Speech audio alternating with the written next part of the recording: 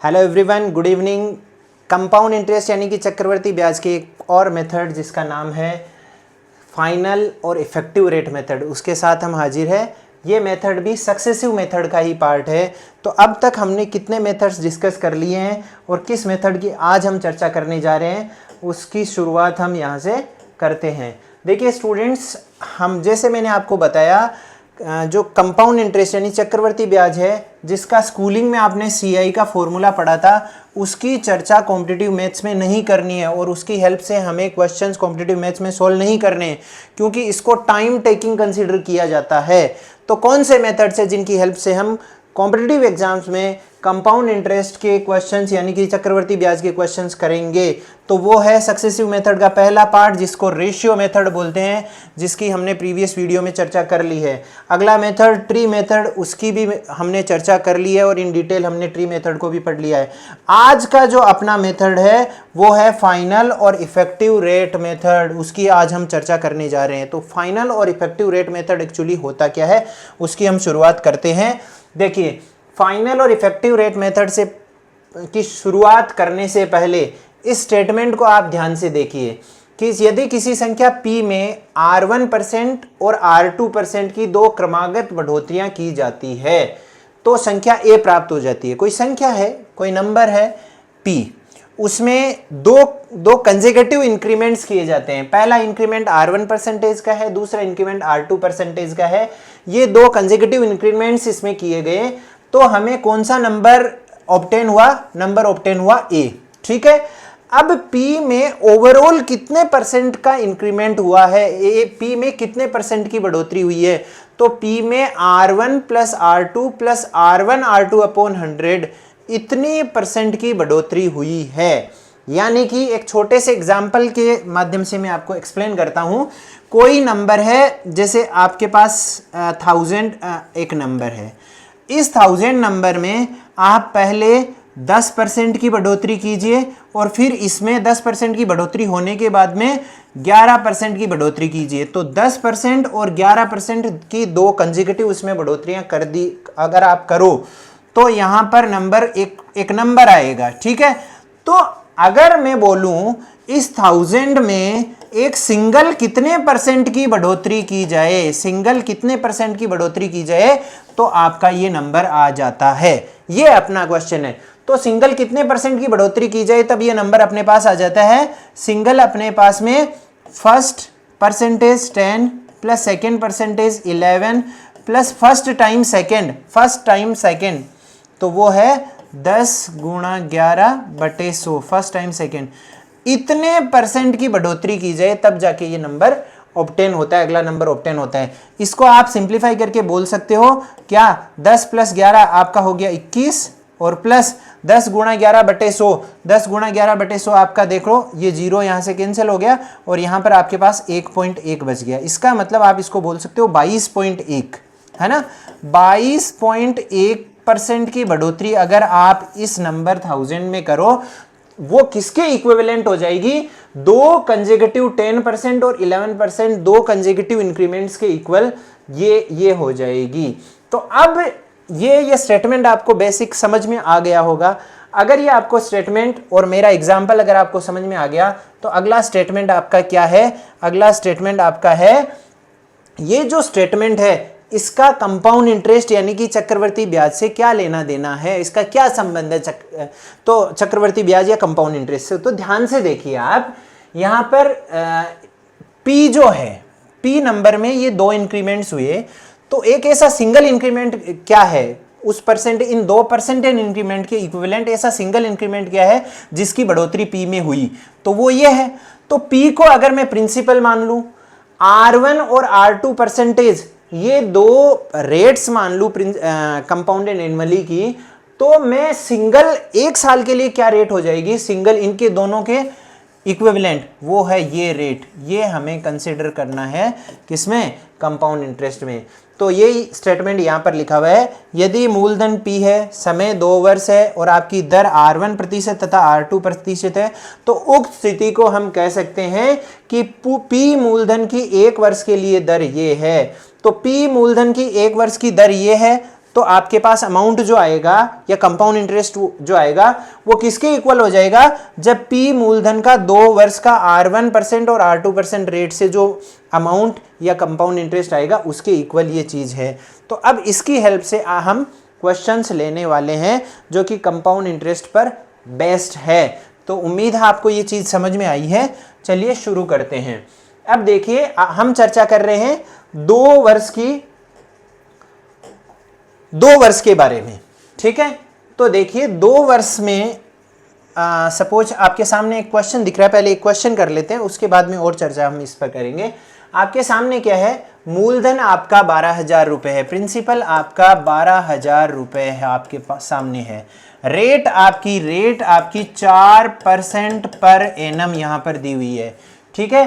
तथा 5 और दूसरी देखो R1 है ये और R2 दूसरी रेट कितनी है, 5% पर एनम। 2 सालों की अलग अलग रेट है, ये फर्स्ट ईयर की रेट है और ये सेकेंड ईयर की रेट यहां पर दी हुई है।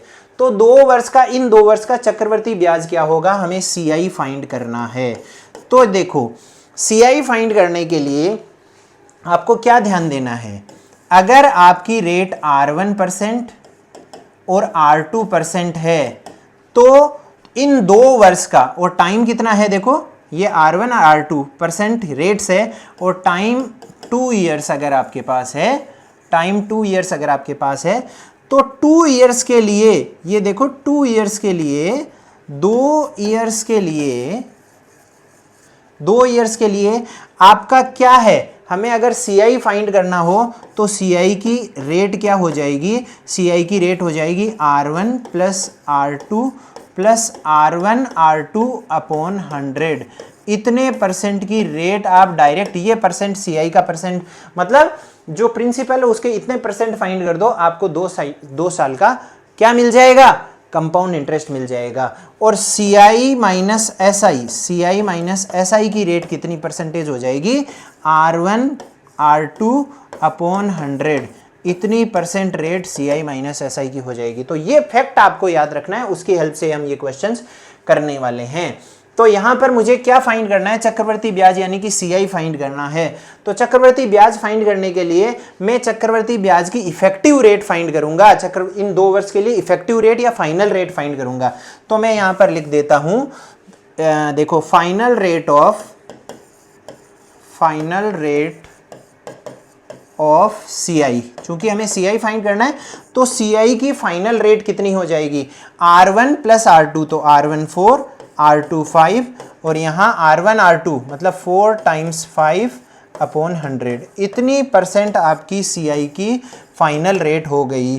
तो इतनी परसेंट अगर आपकी CI की फाइनल रेट हुई तो उसको हम क्या लिख सकते हैं, 9 प्लस यहाँ पर आप लिख दो 20/100 और 20/100 को आप क्या लिख दोगे, 0.2 लिख दोगे, तो 9.2, ठीक है।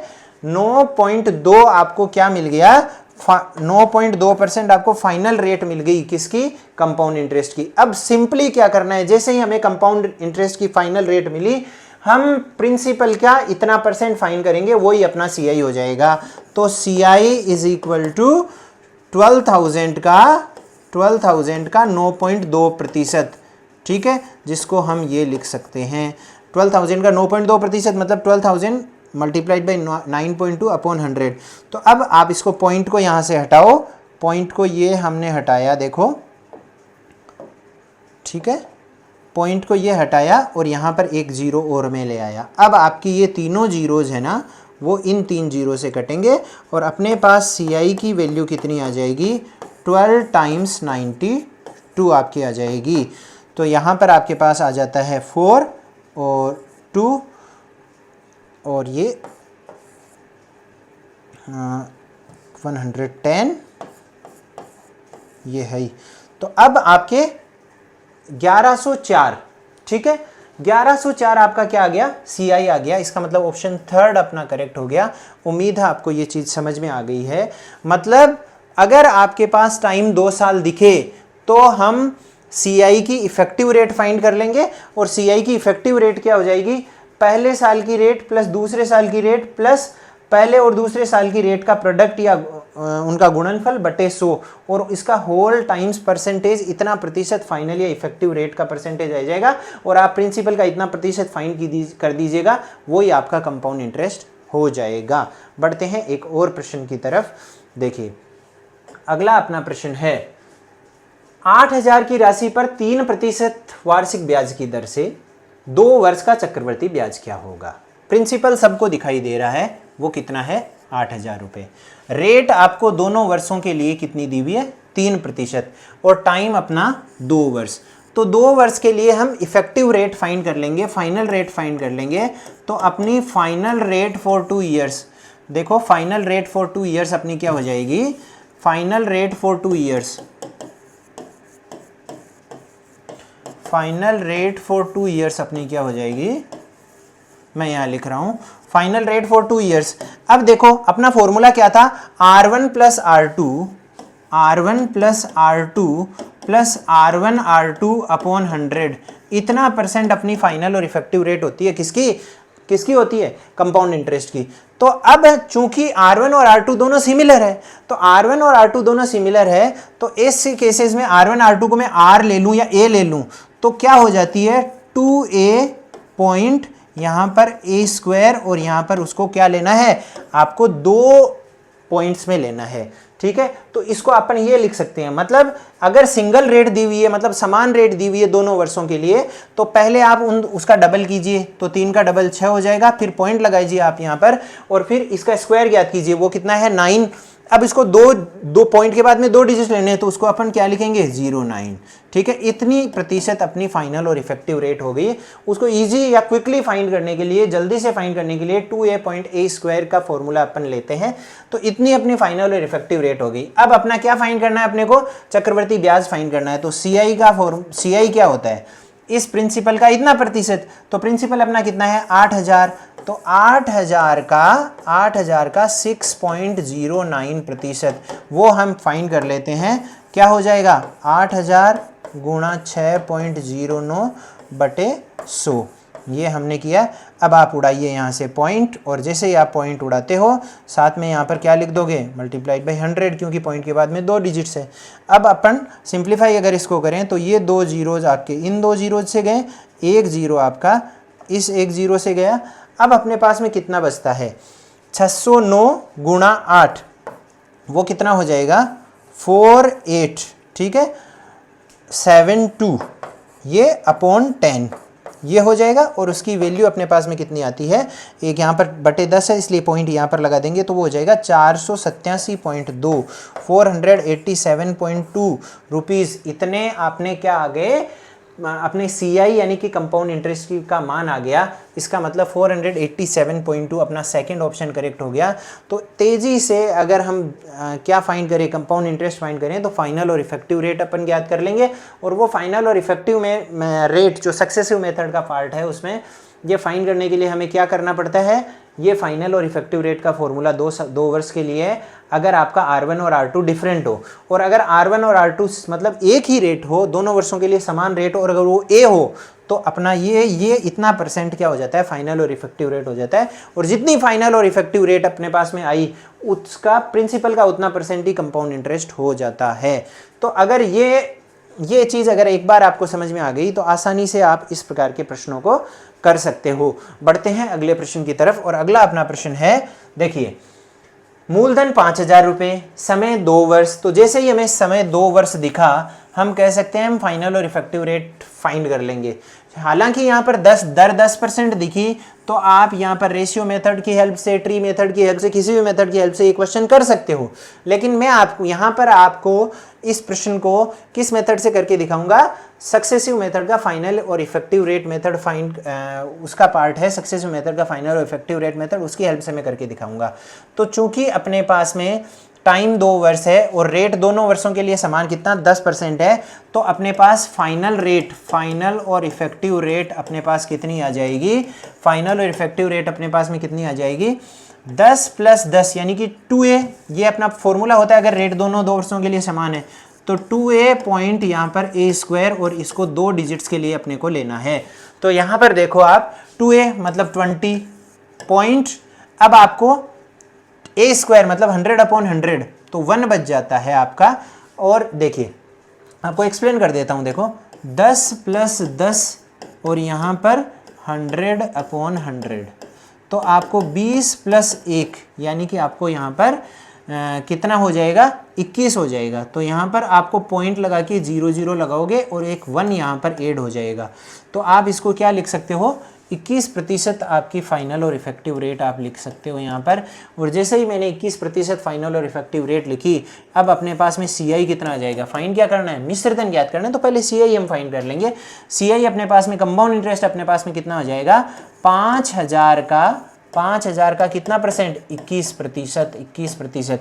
और 5000 का 21% आप आराम से फाइंड कर लोगे, 5000 × 21/100, ये 2 0 आपका कैंसिल हुआ।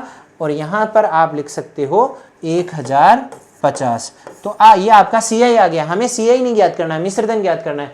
तो इस प्रिंसिपल के अंदर आप CI यानी कि कंपाउंड इंटरेस्ट ऐड कर दोगे तो मिश्रधन यानी कि अमाउंट आपके पास आ जाएगी। तो 5000 + 1050 मतलब 6050, ऑप्शन नंबर 2 आपका करेक्ट हो गया। उम्मीद है आपको एक छोटा सा प्रश्न इजीली समझ में आ गया है, किस मेथड की हेल्प से, सक्सेसिव मेथड के फाइनल और इफेक्टिव रेट मेथड से आपको ये चीज़ समझ में आ गई है। अगला अपना प्रश्न है, यदि दर आपके पास 5% हो, वार्षिक चक्रवृद्धि समय 2 वर्ष, चक्रवृद्धि ब्याज इतना हो, तो मूलधन ज्ञात कीजिए। कोई समस्या नहीं है। अपने पास में रेट कितनी दी हुई है, R अपने पास में दी हुई है 5% पर एनम, ठीक है। और इसकी हेल्प से 2 वर्ष के लिए फाइनल और इफेक्टिव रेट वो कितना प्रतिशत हो जाएगी, फाइनल और इफेक्टिव रेट कितनी हो जाएगी, देखो 5% है तो 2A मतलब 10 हो गई, पॉइंट A² तो मतलब 25, ये आपका आ जाएगा। तो इतना प्रतिशत क्या हो गई, अपनी फाइनल और इफेक्टिव रेट हो गई। तो फाइनल और इफेक्टिव रेट हमने कैसे फाइंड किए, वो अगर आपको फिर से जानना है तो मेरा बताया हुआ, अगर रेट समान हो तो 2A पॉइंट यहाँ पर A² और A² मतलब पॉइंट के बाद में आपको A² की जो वैल्यू है वो 2 डिजिट्स के रूप में लेनी है। तो इसकी हेल्प से देखो 2A मतलब 5 अगर A है तो 2A का मान 10, पॉइंट A² 25, तो 25 हमने यहाँ पर लिख दिया। तो फाइनल और इफेक्टिव रेट जैसे ही अपने पास में आई, अब हम क्या फाइंड करेंगे, हम बोल सकते हैं कि अपने पास में देखो चक्रवर्ती ब्याज CI दिया हुआ है, CI कितना दिया हुआ है 400, और मूलधन ज्ञात करना है। तो मूलधन में P ले लेता हूं, तो P का 10.25% बराबर 410 लिख सकते हैं, ठीक है। मतलब कंपाउंड इंटरेस्ट अगर फाइंड करें तो प्रिंसिपल का फाइनल रेट के बराबर क्या हो जाता है, कंपाउंड इंटरेस्ट हो जाता है।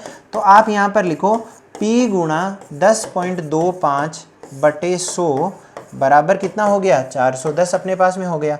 पॉइंट हटाओ और यहाँ पर 100 लिखो, ठीक है। जैसे ही हमने ये लिखा, अब आप इसको काट दीजिएगा। तो जैसे ही हम इसको मतलब अपने 1025 को, तो यहाँ 4 से अगर मैं काटूँ तो यहाँ पर 25 से अगर काटूँ तो 4, और इसको अगर हम 25 से काटें तो आपके पास में कितना मिल जाएगा, यहाँ पर 4 और फिर 1, ठीक है। 41 अपने पास में आ गया। इस 41 को इस 41 से काटो तो यहाँ पर 10 आपके पास बच जाएगा, ठीक है। अब आप इसको सिंप्लीफाई अगर करो तो आप लिख सकते हो P का मान कितना आ जाएगा, क्रॉस मल्टीप्लिकेशन जैसे 4 × 100 × 10 मतलब 4000 आपके पास P का मान आ गया। ऑप्शन चेक कर लीजिएगा, P का मान 4000 कहाँ दिखाई दे रहा है आपको, ऑप्शन नंबर 3 दिखाई दे रहा है। तो यही अपना आंसर हो गया। उम्मीद है कि जी सा प्रश्न आपको फाइनल और इफेक्टिव रेट मेथड से, सक्सेसिव मेथड का जो पार्ट है उससे आपको ये चीज़ समझ में आ गई। बढ़ते हैं अगले प्रश्न की तरफ। अगला अपना प्रश्न है, मूलधन 16000, प्रिंसिपल अपना 16000 रुपये दिया हुआ है, P अपना कितना दिया हुआ है, 16000 रुपये दिया हुआ है, ठीक है। टाइम कितना दिया हुआ है, 2 ईयर्स। रेट अपने पास में कितनी दी हुई है, 8%। तो हमें चक्रवर्ती ब्याज व साधारण ब्याज का अंतर ज्ञात करना है। तो आप CI - SI इसका फाइनल रेट या इफेक्टिव रेट, इसकी इफेक्टिव रेट अगर हम फाइंड करें वो कितनी हो जाएगी। देखो मैंने जैसा आपको बताया कि अगर आपके पास में R1% फर्स्ट ईयर की रेट परसेंटेज है, R2% सेकेंड ईयर की रेट परसेंट है, तो R1 + R2 और प्लस R1 R2/100 इतना प्रतिशत किसकी फाइनल और इफेक्टिव रेट हो जाएगी, ये अपनी हो जाएगी किसकी CI की, कंपाउंड इंटरेस्ट की फाइनल और इफेक्टिव रेट। अगर मैं CI माइनस SI की इफेक्टिव रेट की बात करूं तो वो कितनी हो जाती है, R1 R2 अपॉन 100, इतना प्रतिशत ये CI माइनस SI की फाइनल और इफेक्टिव रेट होती है। तो चूंकि अपने पास में R1 और R2 का मान सेम है तो अपन बोल सकते हैं A स्क्वायर्ड अपॉन 100, इतना प्रतिशत अपने पास फाइनल और इफेक्टिव रेट किसकी हो जाएगी, इस compound interest minus simple interest की हो जाएगी। तो यहाँ देखिए अपने पास रेट कितनी दी हुई है, 8% दी हुई है, तो 64 अपॉन 100 यानी कि 0.64% ये अपनी फाइनल और इफेक्टिव रेट है। तो 0.64% ये फाइनल और इफेक्टिव रेट आ गई किसकी, CI माइनस SI की।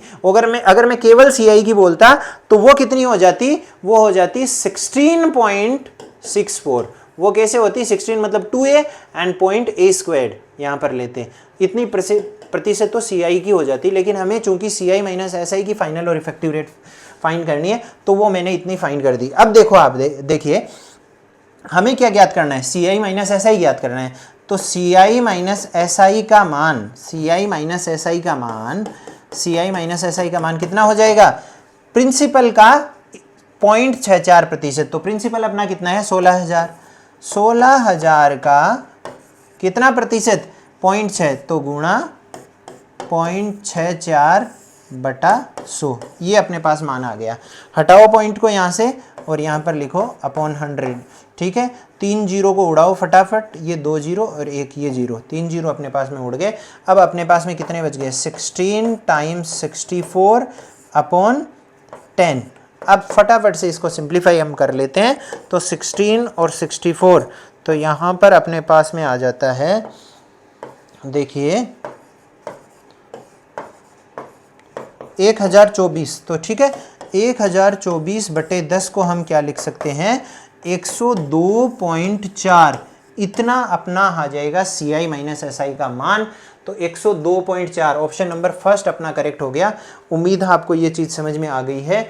तो क्या करना है, जब हमें 2 वर्ष के लिए CI और SI का अंतर, मतलब साधारण ब्याज और चक्रवर्ती ब्याज और साधारण ब्याज का अंतर ज्ञात करना हो, तो CI और SI की फाइनल और इफेक्टिव रेट फाइंड कर लेंगे। उसका मैंने अभी आपको तरीका बताया किस तरीके से फाइंड करते हैं, और वो फाइंड करने के बाद में प्रिंसिपल का उतना % वो CI माइनस SI हो जाएगा। तो एक इजी सा प्रश्न आपको समझ में आ गया है। किस मेथड से, अपना सक्सेसिव मेथड का पार्ट है फाइनल और इफेक्टिव रेट मेथड, उससे आपको समझ में आ गया है। अगले प्रश्न की तरफ बढ़ते हैं। अगला अपना प्रश्न है, यदि दर 6% वार्षिक चक्रवर्ती समय 2 वर्ष चक्रवर्ती ब्याज व साधारण ब्याज का अंतर इतना हो तो मूलधन ज्ञात करो। देखिए हमें क्या दिया हुआ है, टाइम 2 इयर्स दिया हुआ है और रेट 6% दी हुई है, और चर्चा किसकी की जा रही है, चक्रवर्ती ब्याज और साधारण ब्याज के अंतर की चर्चा की जा रही है। तो यहाँ पर मैं देखो रेट लिखता हूँ, रेट कितना, 6% पर एनम, ये अपनी रेट है, और टाइम अपना कितना दिया हुआ है, 2 इयर्स अपना दिया हुआ है। तो मैं CI माइनस SI का इसका फाइनल, इसकी फाइनल रेट बोल दे दूँगा, फाइनल रेट में फाइंड करता हूँ। इसकी फाइनल रेट क्या हो जाएगी, देखिए मैंने आपको बताया हुआ है 2A point A squared 2 digits के लिए इतना प्रतिशत तो किसकी फाइनल और इफेक्टिव रेट होती है, CI की, और CI माइनस SI की कितनी होती है, A स्क्वायर्ड अपॉन 100, इतनी % होती है, या ये पॉइंट के बाद वाली ये होती है। तो यहाँ पर देखो A स्क्वायर्ड मतलब 36 अपॉन 100, रेट यहाँ पर 6% दी हुई है, तो 0.36% ये अपनी क्या है, फाइनल और इफेक्टिव रेट है।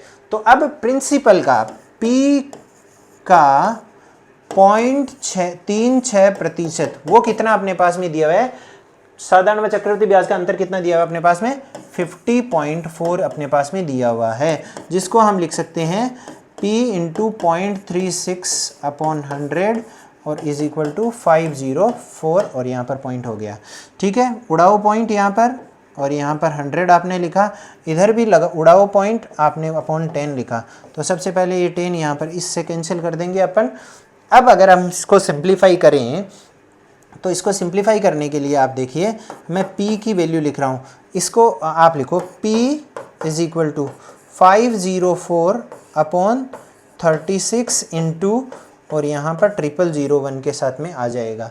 अब इसको सिंप्लीफाई करो, देखो आप पहले इसको 9 से उड़ा दो, ठीक है, तो 9 से उड़ाते हैं तो यहाँ पर 4, ठीक है, ये 4 मैंने लिखा, और इसको 9 से अगर आप उड़ाओ तो देखो 5 और 6, ठीक है। और अब यहाँ पर इसको 4 को 56 से उड़ाते हैं तो यहाँ पर अपने पास में आ जाता है 14, ठीक है।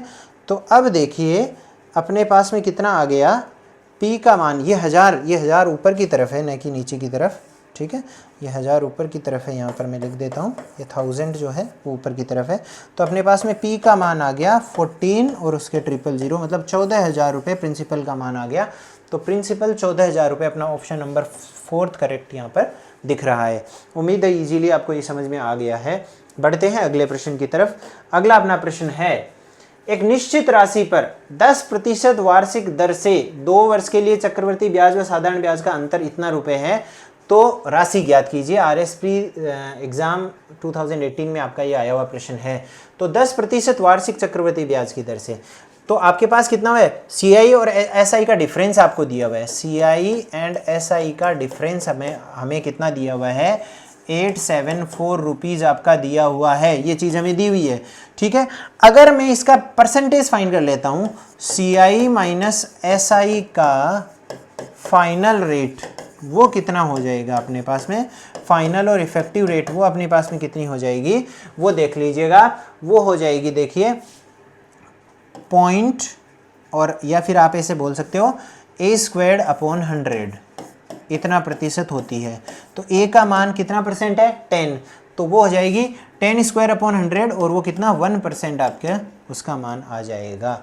तो अगर प्रिंसिपल को मैं P लेता हूँ तो P का 1%, 1%, P का 1% वो कितना है 874, ये दिया हुआ है।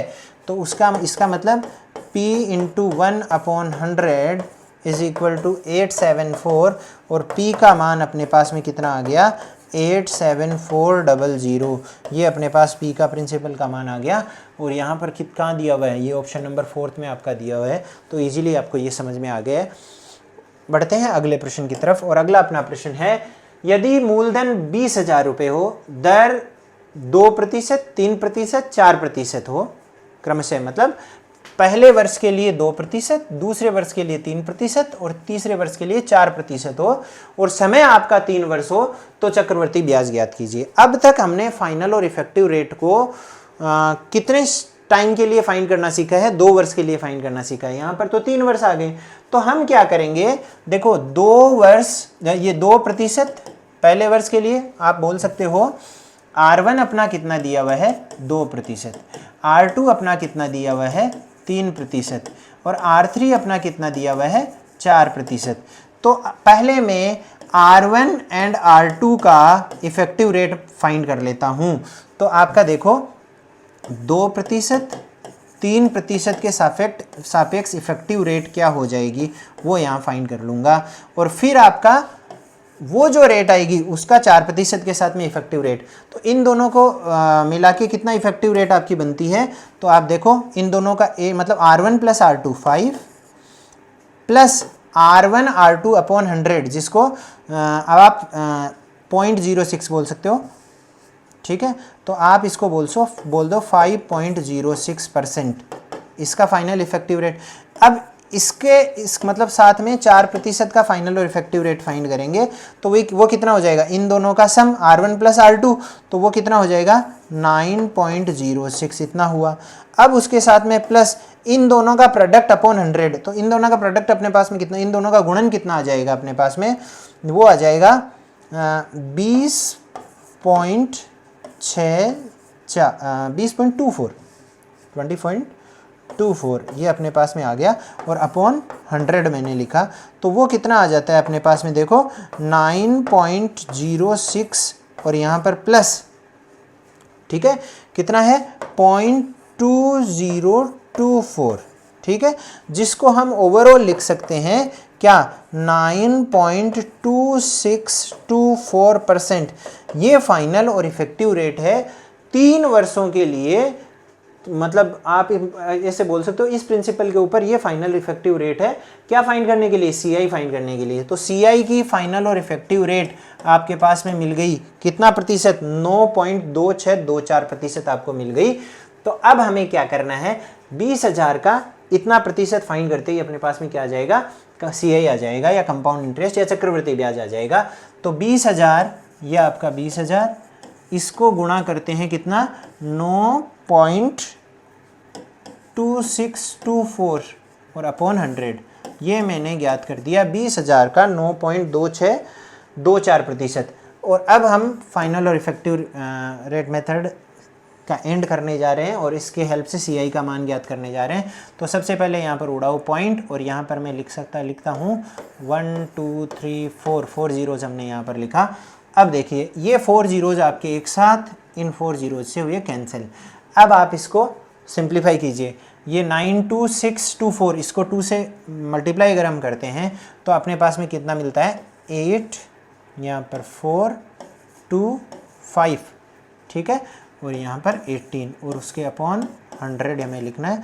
तो मान कितना आ गया, 1852.48, इतना हमारे पास कितना आ गया, किसका मान आ गया, कंपाउंड इंटरेस्ट यानी कि चक्रवर्ती ब्याज, CI का मान आ गया। ऑप्शन नंबर 3 आपका दिखाई दे रहा है।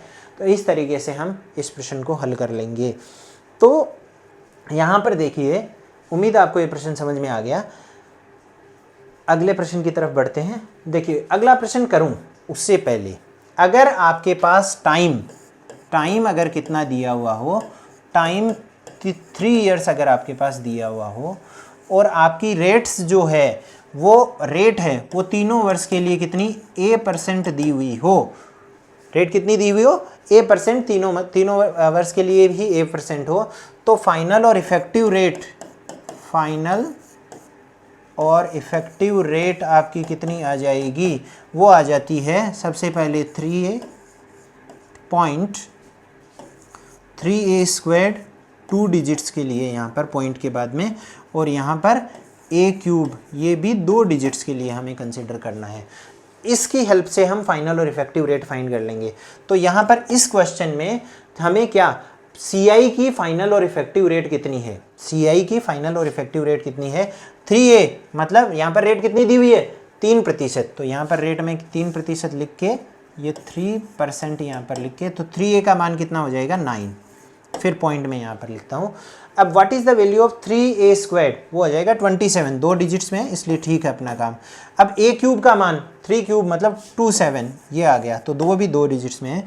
तो फाइनल और इफेक्टिव रेट किसकी, कंपाउंड इंटरेस्ट की, CI की फाइनल और इफेक्टिव रेट अपने पास में इतनी आ गई। अगर मैं बोलूं CI माइनस SI की फाइनल और इफेक्टिव रेट वो कितनी आ जाती है, तो वो पॉइंट के बाद में जो भी दिया हुआ है वो हमें लिखना है, या फिर इसका ये जो मान दिया हुआ है वो हमें लिखना है। वो कितनी हो जाएगी, 0.2727%, इतना प्रतिशत ये CI माइनस SI की फाइनल और इफेक्टिव रेट आ गई। अब हमें प्रिंसिपल ज्ञात करना है। तो प्रिंसिपल P का 0.2727% वो कितना दिया हुआ है अपने पास में, वो दिया हुआ है 272.70। तो हमें P का मान आ जाएगा तुरंत, कैसे आएगा, P गुणा 0.2727 अपॉन 100, और वो कितना है 272.70, इतना हो गया। अब अगर हम इसको सिंप्लीफाई करें तो पहले हम इस पॉइंट को उड़ाएंगे यहाँ से और लिखेंगे क्या, यहाँ पर 4 zeros, पॉइंट के बाद में 4, ये है 4 डिजिट्स है इसलिए 4 zeros हमने लिखे, और इस साइड हमने पॉइंट उड़ाया और यहाँ पर कितने लिखे, 2 zeros, ठीक है। उसमें से एक जीरो आपका यहाँ पर तुरंत कैंसिल होता है इससे, और ये जो 1 0 है वो इस 0 से हमने कैंसिल कर दिया। अब देखो 2727 इस 2727 से आपका हुआ कैंसिल, इससे हुआ कैंसिल, और अपने पास में कितना बच गया, अपने पास में कितना बच गया, P का मान, P इज इक्वल टू, इस चीज़ को आप उधर भेजो तो 1 के 3 और 2 zeros, 1 के ये 3 और 2 zeros, अपना मान आ गया 1 लाख। तो P का मान 1 लाख अपने पास में आ गया।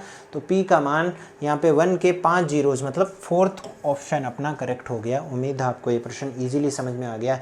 तो किस तरह से हम फाइनल और इफेक्टिव रेट की मेथड, फाइनल और इफेक्टिव रेट फाइंड करके CI और CI माइनस SI कैसे ज्ञात करते हैं वो हम पढ़ रहे हैं। अगला प्रश्न देखो, यदि मूलधन 10,000 रुपये हो, 8% वार्षिक ये आपकी दर हो और समय 1 वर्ष 6 माह हो, ब्याज अर्धवार्षिक रूप से संयोजित हो तो चक्रवर्ती ब्याज ज्ञात कीजिए। तो चूंकि हमें ब्याज अर्धवार्षिक रूप से संयोजित दिया हुआ है तो हम क्या करेंगे, रेट को तो हाफ करेंगे, रेट तो हाफ हो जाएगी और टाइम अपना हो जाएगा ट्वाइस हो जाएगा, आप ऐसे लिख सकते हो टाइम्स 2। ठीक है, ठीक है, रेट तो टाइम्स हाफ और अपना टाइम 2 टाइम्स हो जाएगा। तो अपना मतलब रेट अपने पास में क्या हो जाएगी, रेट आर का मान यहाँ पर आ जाएगा 8% है तो 4% आ जाएगा और टाइम अपना कितना हो गया, टाइम अपना हो गया 3 ईयर्स। ठीक है, अब 3 ईयर्स के हिसाब से 4% की इफेक्टिव रेट फाइंड करेंगे हम, किसकी, चक्रवर्ती ब्याज की। तो CI का फाइनल रेट, ठीक है, CI का फाइनल रेट अपना कितना हो जाएगा, CI का फाइनल रेट कितने ईयर्स के लिए, 3 ईयर्स के लिए, उसका अपना फॉर्मूला होता है 3a और वो 2 डिजिट्स के लिए और यहाँ पर 2 डिजिट्स के लिए a³, ये हमें लेना है।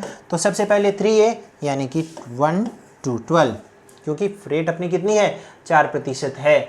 ठीक है, पॉइंट या a का स्क्वायर अपने पास में कितना होता है, a का स्क्वायर अपने पास में होता है 16 और 16 को 3 से तो 48 अपने पास में आ गया, 2 डिजिट्स में कोई दिक्कत नहीं है। अब a³ 64, ठीक है, 2 डिजिट्स में कोई दिक्कत नहीं है। तो इतनी 12.4864% ये अपनी क्या है, फाइनल रेट है, किसकी, अपने CI की, कंपाउंड इंटरेस्ट की। ठीक है, तो अब अपन मूलधन का प्रिंसिपल 10,000 है, उसका इतना प्रतिशत फाइंड करते ही अपने पास CI का मान आ जाएगा। तो कंपाउंड इंटरेस्ट का मान क्या हो जाएगा, 10,000 का कितना प्रतिशत, 12.4864%, और वो अपना कितना हो जाता है 10,000 इंटू 1.4864/100, ये आ जाएगा। पॉइंट उड़ाया, यहाँ पर साथ में हमने लिखा 4 जीरोज के साथ में, ये चारों जीरोज आपके इस 10,000 से कट जाएंगे।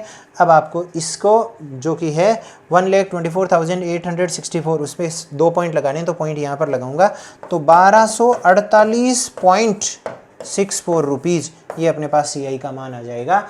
1248.64 अपने ये पास में ये आ गया CI का मान। इस तरीके से हमने क्या किया है,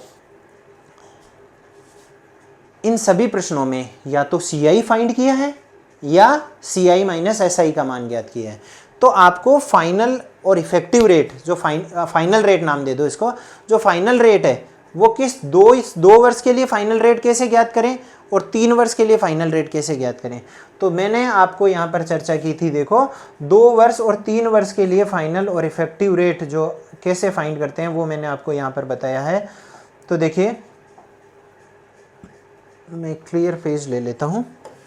ठीक है, क्या होता है, फॉर 2 ईयर्स, सबसे पहले फॉर 2 ईयर्स अगर आपके पास रेट है वो R% हो तो, या A% हो, मैं A ले लेता हूँ, A% हो, A% पर एनम R का मान हो, तो अपने पास में फाइनल रेट का मान, फाइनल रेट का मान, किसकी फाइनल रेट, वो होती है पहले तो CI की और फिर CI माइनस SI की। इन दोनों की फाइनल रेट कैसे ज्ञात करें ये हमें समझना है। तो 2 साल के लिए A% अगर पर एनम रेट हो दोनों वर्ष के लिए, तो फाइनल रेट किसकी, CI की और CI माइनस SI की, वो होती है 2a पॉइंट, यहाँ पर 2 डिजिट्स के लिए क्या हो जाएगा, A² हो जाएगा, और यहाँ पर पॉइंट A²,